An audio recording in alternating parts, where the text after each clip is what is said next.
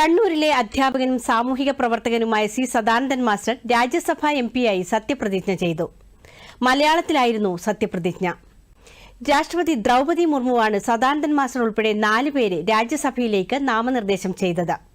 പ്രശസ്ത അഭിഭാഷകൻ ഉജ്ജ്വൽ നികം, നയതന്ത്രജ്ഞൻ ഹർഷവർദ്ധൻ ശൃംഗ്ല, ചരിത്രകാരി ഡോക്ടർ മീനാക്ഷി ജെയിൻ എന്നിവരാണ് സത്യപ്രതിജ്ഞ ചെയ്ത മറ്റ് രാജ്യസഭാംഗങ്ങൾ.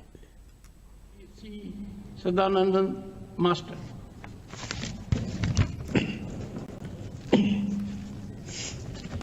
ഞാൻ സി സദാനന്ദൻ മാസ്റ്റർ രാജ്യസഭയിലെ അംഗമായി നാമനിർദ്ദേശം ചെയ്യപ്പെട്ടിരിക്കുന്നതിനാൽ നിയമം വഴി നിലവിൽ വന്ന ഭാരതത്തിൻ്റെ ഭരണഘടനയോട് നിർവ്യാജമായ വിശ്വസ്തതയും കൂറും പുലർത്തുമെന്നും ഭാരതത്തിൻ്റെ പരമാധികാരവും അഖണ്ഡതയും ഉയർത്തിപ്പിടിക്കുമെന്നും ഞാൻ ഏറ്റെടുക്കുവാൻ പോകുന്ന കർത്തവ്യം വിശ്വസ്തയോടുകൂടി നിർവഹിക്കുമെന്നും ദൈവനാമത്തിൽ സത്യം ചെയ്യുന്നു.